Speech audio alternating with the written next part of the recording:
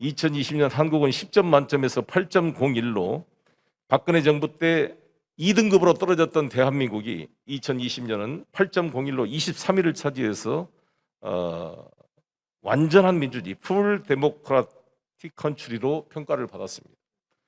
미국과 프랑스는 흠결 있는 민주주의 국가로 2등급으로 판정을 받았습니다. 송영길 더불어민주당 대표님의 기조 발제로 광주 민주포럼의 포문을 열겠습니다. 안녕하십니까. 더불어민주당 당대표 송영길입니다. 먼저 광주 민주화운동 41주년을 맞이하여 열리는 2021년도 광주 인권상 시상식과 광주 민주포럼 개최를 진심으로 축하드립니다. 그리고 기조연설자로 저를 초청해 주셔서 큰 영광으로 생각합니다. 오늘 광주 인권상을 수상하신 안온 남파님과 광주 인권상 특별상을 수상하신 워치독 다큐멘터리 메이커에게 진심으로 축하의 말씀을 전합니다. 아울러 2021 광주 민주포럼을 기획하고 준비하신 5.18 기념재단 정동연 이사장님과 직원들 노고에 축하드리고 이용섭 시장님, 장희국 교육감을 비롯한 많은 분들 감사합니다. 저는 5월 7일 민주당 대표로서 신임 지도부와 함께 첫 번째 현장 최고위원회를 이곳 광주에서 개최한 바 있습니다. 그날 저와 민주당 지도부는 국립 5.18 민주묘지의 광주 영령을 찾아 참배했습니다. 또한 제 친구인 전영진 열사의 묘를 참배하면서 살아남은 자, 빚진 자의 마음으로 광주발 5.18 정신을 계승 발전시켜 나가는데 최선을 다할 것을 굳게 다짐하였습니다. 그때 제가 민주당 당대표로서 맨 앞에 서서 5.18 묘지 헌화하는 재단 앞에 걸어 나갈 때의 저의 심정은, 저 앞에 탱크가 서 있을 때 그 총구 앞을 내가 자신 있게 걸어갈 수 있을까? 민주당의 당대표라면 민주주의가 짓밟히고 군사 쿠데타가 일어났을 때 민주주의를 수호하기 위해서 총구 앞에 설 각오가 돼 있는가? 이런 생각을 하면서 걷게 되었습니다. 마지막 도청을 사수했던 윤상원 열사와 15인의 열사를 생각하면서 걸었습니다.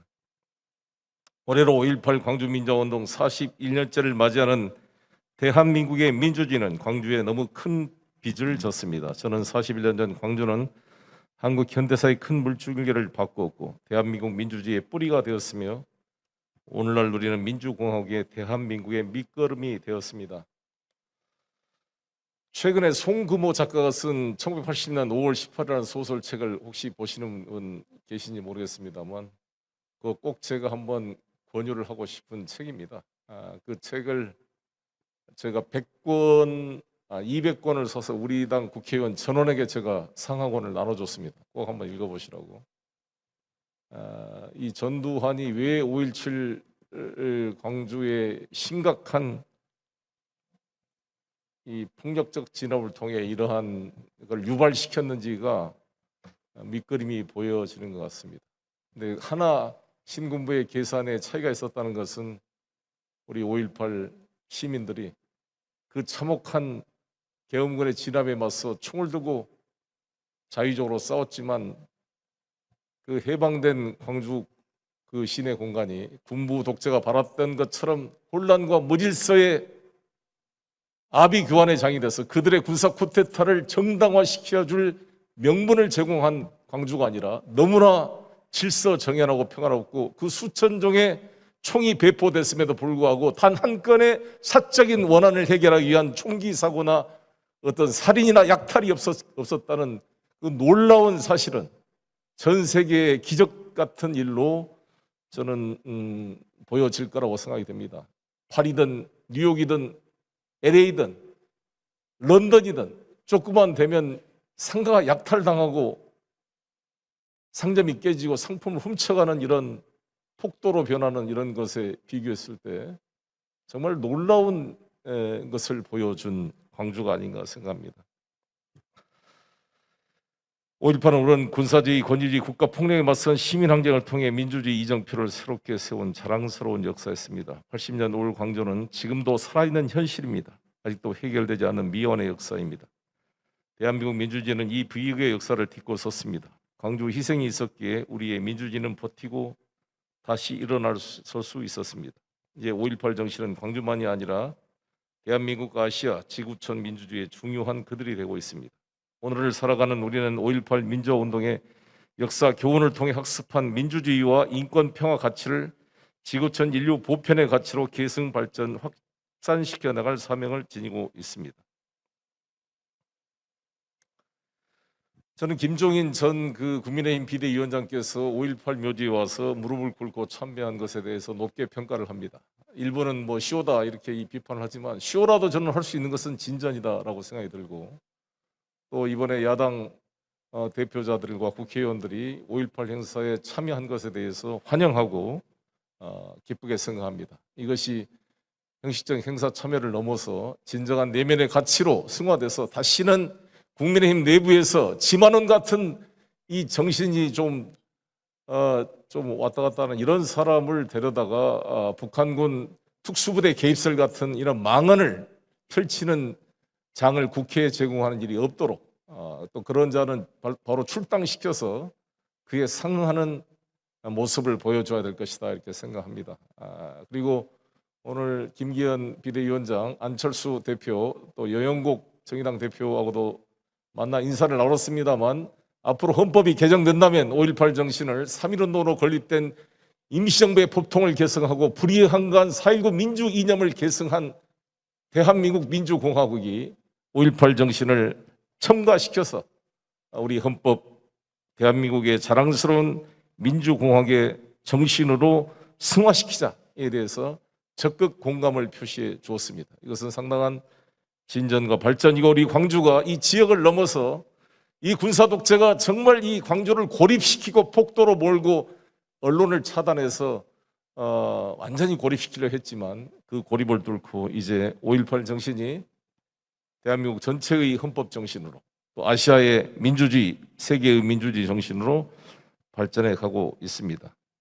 군사국 정권의 폭정으로부터 자유와 민주주의를 수호하는 민해연대와 같은 5.18 정신, 광주 정신을 오늘의 언어로 재해석하는 현재와 과제와 더불어 지구촌 미래 세대를 위한 과제로서 광주는 아시아를 만나고 지구촌과 소통하며 연대하는 일감을 중요한 역사적 과제로 설정해 나가야 될 거라고 생각합니다.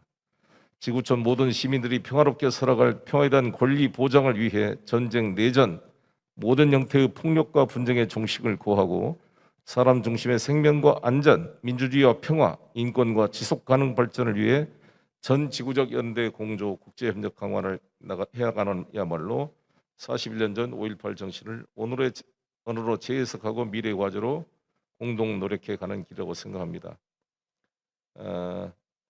코로나 위기 속의 아시아는 물론이고 전 지구적으로 민주주의 위기와 시민사회 위축은 이제 담론 수준이 아닌 구체적 현실로 다가오고 있습니다. 지난 2월 1일 미얀마 군부 쿠데타 이후 시민의 자발적 민주화 운동이 100일 넘게 진행되고 있습니다. 저희 국회는 지난 2월 26일 미얀마 군부 규탄 아웅산 석방 촉구 결의안을 의결한 바 있습니다. 당시 저는 국회 외교통일위원장으로서 민주당 의원 72명과 함께 유엔 사무총장과 유엔 안전보장이사회 상임이사국에 보낸 서신에서 1980년 광주 민주화운동과 현재 진행 중인 미얀마 민주화운동의 연결을 강조하면서 안보리가 신속하게 대응할 것을 강력히 촉구한 바 있습니다. 중국, 러시아가 좀 소극적 태도를 취하고 있다고 그러고, 실제로 미얀마 주변에 있는 인도라든지 태국 같은 경계선에 어떤 난민 캠프를 차려줄 것을 미얀마 임시정부가 요청을 하고 있습니다. 대한민국 국민 모두가 미얀마 민주화운동 과정에서 벌어진 유혈 사태에 안타까워하고 국내 거주 미얀마 국민과 함께 물심양면의 지원을 보내고 있습니다. 41년 전 광주의 기억과 임을 위한 행진곡이 미얀마와 한국에서 다시 소환되고 있습니다. 이런 상황에서 열리는 코로나 이후의 글로컬 민주주의와 오늘의 내일이라는 대주제로 5.18 민주화 주간에 열리는 2021 광주 민주포럼은 매우 시적절하고 하다고 생각합니다. 2021년 대한민국 민주주의의 현황과 국제사회, 특히 아시아 민주주의 증진을 위한 5.18 정신의 세계화 과제에 대해 제 생각을 나누고자 합니다. 제가 소속된 정당이 더불어민주당입니다. 당의 약칭을 흔히 더 민주파티라고 부릅니다. 저는 한국 민주주의 발전을 4가지 방향으로 더 민주의 과제를 정리해보자 합니다. 첫 번째는 아래로 민주주의입니다. 더 아래로 민주주의는 풀뿌리 민주주의와 직접 민주주의를 말합니다. 지방정부와 지역의 주민들이 지방과 도시, 마을 단위에서 민주 시민 교육을 강화하고 참여와 자치, 민주적 실천 문화를 만들어내고 이를 국가 및 국제 차원으로 확산하는 것이 중요하다고 생각합니다. 국가 차원의 국제연대와 공조를 강화하는 일 못지않게 지방과 지역이 지구촌으로 직접 소통하는 글로컬 시대의 도시 외교가 중요하다고 생각합니다. 그래서 여기 이용섭 시장님 와 계십니다만 그 대만의 타이난 시하고 광주시가 자매결을 맺었는데 제가 타이난 시를 한번 갔더니 시장이 라이칭더가 지금 민진당의 넘버 2고 차기 차잉원 이후에 행정원장이 총통이 될 가장 유력한 주자인데 라이칭더 시장이 광주시하고 아주 교류를 하고 싶은데 중국 눈치를 봐서 광주가 너무 소극적이다. 그런데 저는 그건 뭐 눈치 볼 필요가 있는가? 도시 간의 문제인데 좀 과감하게 교류할 필요가 있다 했습니다. 저는 차잉원 총통 축하 편지도 보냈습니다. 중국 대사관에서 뭐라고 막 하되 아니 그거하고 도시 의원 개인 간에 하는 것은 무슨 관계냐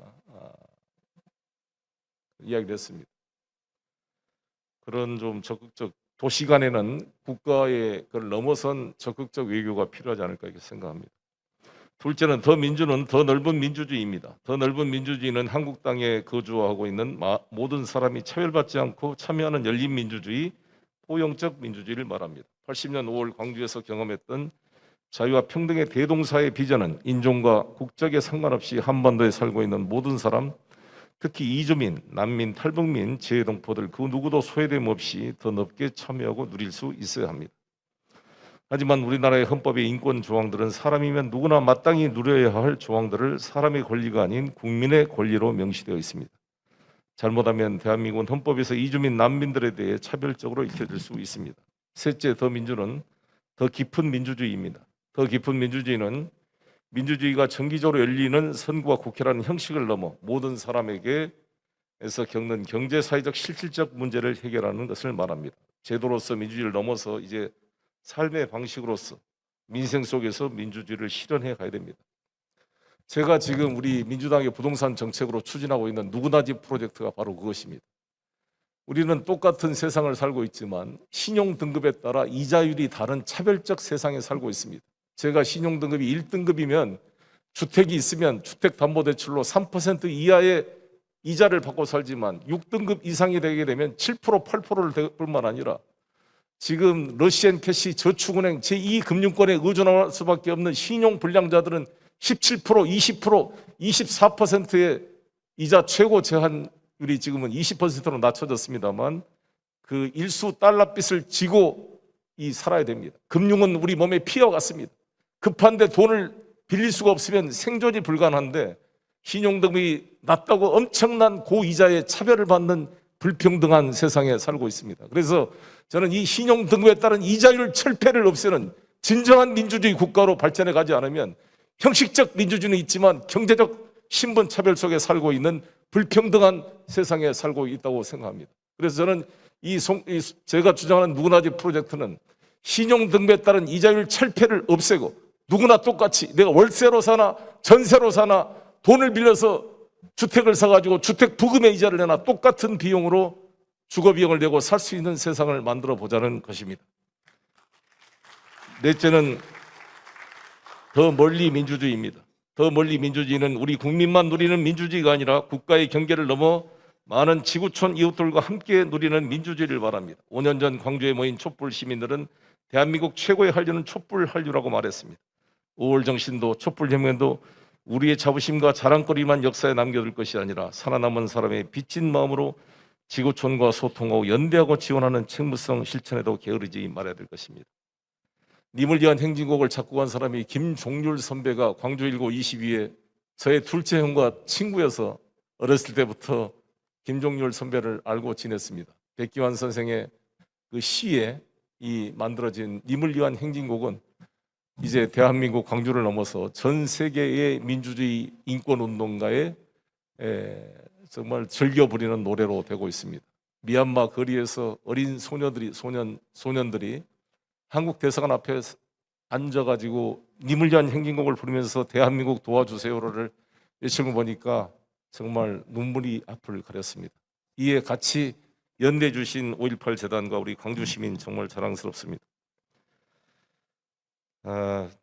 평화인권민주주의 의제는 연기한 ODA를 강화하고 공공외교를 더욱 강화할 필요가 있습니다. 국제경제전문지 이코노미스트 167개국을 대상으로 해마다 민주주의 지수를 발표합니다. 2020년 한국은 10점 만점에서 8.01로 박근혜 정부 때 2등급으로 떨어졌던 대한민국이 2020년은 8.01로 23위를 차지해서 완전한 민주주의, 풀 데모크라틱 컨트리로 평가를 받았습니다.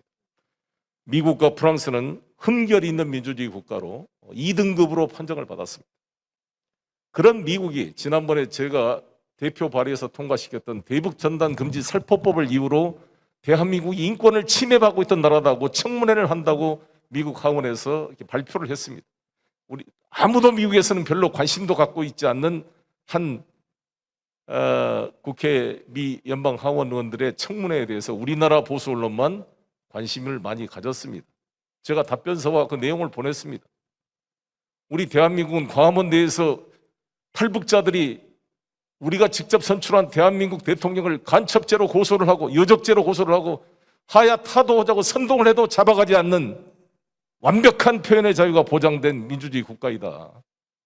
대북 전단 살포라는 것은 일종의 양국 그동안 수많은 보수 진보를 넘어선 정상회담이 기본 주제가 상호 비방 중지 체제 인정의 문제인데 그거를 DMZ 근방에서 살포를 해가지고 주민의 알 권리라 그러지만 실제로는 뭐 김여정 나체를 합성한 이런 조악한 형태의 전단을 뿌려놓고 이것을 표현의 자유 옹호라고 말하는 것은 지나친 게 아닌가.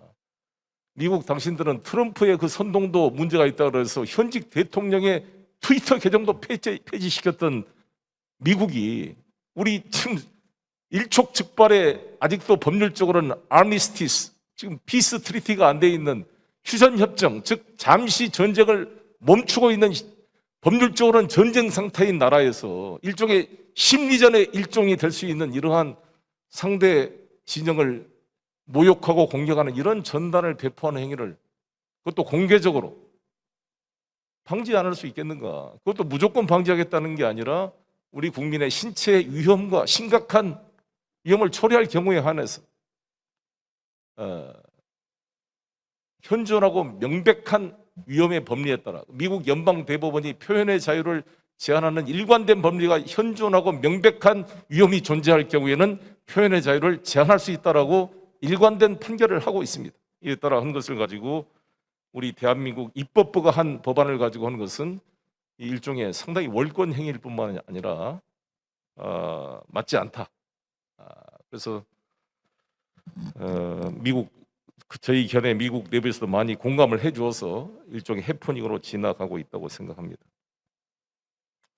국제민주주의 선거연구소가 2020년 12월에 발표한 민주주의와 인권지수에 따르면 한국은 민주주의 국가군 상위권을 평가받았고 아태 지역에서 뉴질랜드, 호주와 함께 유일하게 포함되었습니다. 일본과 대만은 중위권으로 평가받았고 아시아 대부분의 국가는 하위권에 속해 있었습니다.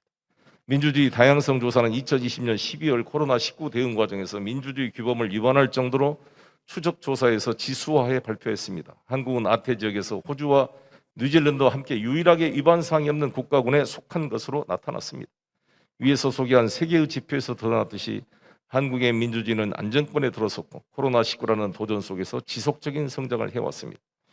한때 한국의 민주주의가 위기에 처하기도 했지만 2017년 촛불혁명을 통해 그 회복력을 보여주었습니다. 이러한 국제사회의 한국 민주주의에 대한 평가는 암울했던 7, 80년대와 10대, 20대 시기를 보낸 지금의 장년층에게는 참으로 격세지감입니다. 이러한 큰 변화의 출발점이 바로 광주 5.18이라고 생각합니다. 하지만 이러한 성과는 자랑스러운 것이지만 결코 자만해서는 안 됩니다. 과거 경험했듯이 이 방심한 순간 언제라도 민주주의는 퇴보할 수 있기 때문입니다. 민주주의는 시지프스 신화처럼 완성을 향한 끊임없는 과정의 상태입니다. 완성된 존재가 아닙니다. 언제든지 민주주의란 이름으로 히틀러한테 모든 권력을 1933년 돌려줬던 바이마르 공화국의 그런 무능한 국회처럼 그런 총통제가 출현하지 말라는 법이 없기 때문에 그렇습니다. 그럼에도 불구하고 이러한 국제사회의 높은 평가를 공유하는 이유는 국제사회가 5.18 광주와 대한민국의 민주주의 증진을 위해 요구하는 기대와 책무와 역할을 강조하기 위해서입니다. 아직 국제사회, 특히 아직 완전한 민주주의를 누리지 못하는 수많은 국가와 시민에 대한 우리의 책무성을 강조하기 위함입니다. 지난 40년간 지속적인 경제 발전과 민주화를 경험한 대한민국은 유엔을 포함한 국제사회와 세계 시민사회로부터 모범적인 모델로 평가받아 왔습니다. 하지만 이러한 성취는 우리 자신만의 노력으로 이루어진 성과가 아니었음을 기억하고 있습니다. 80년 5월 전남 도청에서 계엄군의 상무충전작전으로 숨진 시민군의 시신수습을 돕는 등 끝까지 광주 시민들과 함께한 미국 평화봉사단원들의 숨은 이야기는 물론이고 영화 택시 운전사로 세간에 알려진 독일인 기자 유리켄 힌츠페터의 이야기, 또한 암울한 7, 80년대 여성 노동 민주시민 교육을 지원했던 북미주와 유럽 등의 원조기관, 재단, NGO, 종교기관 지원들이 오늘날 시민운동, 여성운동, 노동운동의 마중물이 되었던 역사를 우리는 기억하고 있습니다. 원조를 받던 나라에서 원조를 주는 나라가 대한민국의 역사를 이제 우리마냥 자랑하고 있을 수는 없습니다. 80년 5월의 부채의식이 아픔이 1980년 민주화운동의 뿌리가 되었습니다. 이는 87년 유분 항쟁으로 이어져 촛불혁명으로 부활하는 경험을 하였습니다. 대한민국은 86년 피플파워로 민주화를 경험했고 필리핀 국민들과 8888 민주항쟁을 경험했던 미얀마 민중들이 오늘날 겪고 있는 아픔을 외면해서는 안 됩니다.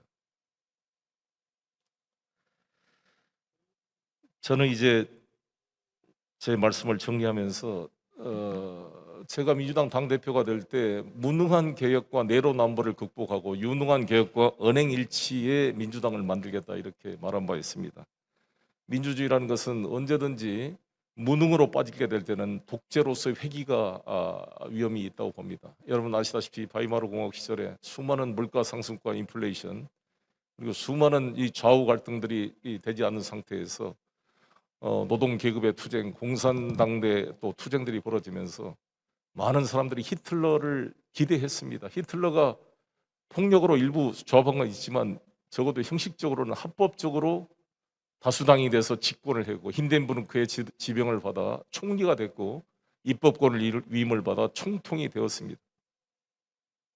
그래서 저는 어떻게 괴테의 나라, 베토벤의 나라, 헤겔의 나라, 그 철학과 문학이 깊은 독일 국민들이 히틀러를 그렇게 열광적으로 지지할 수가 있었을까? 그에 대한 사회심리학 분석을 했던 게 포에르바흐를 비롯해서 마르코제 하버마스 그리고 에리 프롬 등이 프랑크푸르트 학파에서 이 자유에서 도피하고 독재를 찬양하고 독재를 부르는 이 심리를 사회심리학적으로 분석을 해나왔습니다. 우리 사회도 언제든지 우리 민주정부가 무능함을 보이고 국민의 경제적 삶을 제대로 책임지지 못할 때 독재의 향수와 회귀가 일어날 수가 있는 것이라고 생각이 듭니다. 그래서 저희는 우리 문재인 정부와 저희 민주당에 주어진 과제는 우리가 인권과 민주주의에서 뿐만이 아니라 국민의 삶을 지키는 경제와 지속 가능한 성장의 문제와 어떻게 지금 코로나19를 극복하는 이 백신 문제를 비롯한 집단 면역을 실현해내고 국민의 삶을 지켜낼 것인지 그러한 유능함을 보여줘야 된다고 생각합니다. 그래야만이 우리 민주당에게 다시 국민이 신임을 보낼 수 있다 이런 각오로 열심히 뛰어보겠습니다. 분명히 그러한 유능한 개혁의 모습을 보여주겠습니다. 우리 광주도 마찬가지입니다. 그동안 광주가 민주주의 성지, 예술의 수도, 문화 중심의 수도라는 이야기만 듣지만 제대로 된 산업이 뒷받침되지 않아서 배가 고프고 경제적으로 너무 낙후되어 있었습니다. 이제 우리 이용섭 시장님, 김영록 지사님 체제하에서 4차 산업의 총괄할 수 있는 AI 인공지능의 집적 단지가 우리 광주에 만들어졌습니다. 광주형 일자리가 만들어지고 한전 에너지 공대가 이제 공사가 착공을 했습니다. 새로운 재생에너지 미래 시대에 있어서 우리 광주 전남이 새롭게 4차 산업을 선도해갈 그러한 구책이 뒷받침될 때 이 민주주의 성지와 이것이 같이 뒷받침되고 지속 가능하게 될 것이다 이렇게 생각을 합니다. 그래서 우리 김대중 대통령께서 산업화는 늦었지만 정보화는 앞서가자 이러한 슬로건처럼 우리 광주 전남이 민주주의의 성지, 문화의 성지를 넘어서 이제 미래 새로운 빛의 에너지 시대를 선도해가는 AI 산업을 선도해가는 광주 전남으로 발전해 가서 문화적으로나 경제적으로나 대한민국을 선도하는 지역으로 발전해 가기를 기원드리면서 제 발제를 마치겠습니다. 감사합니다.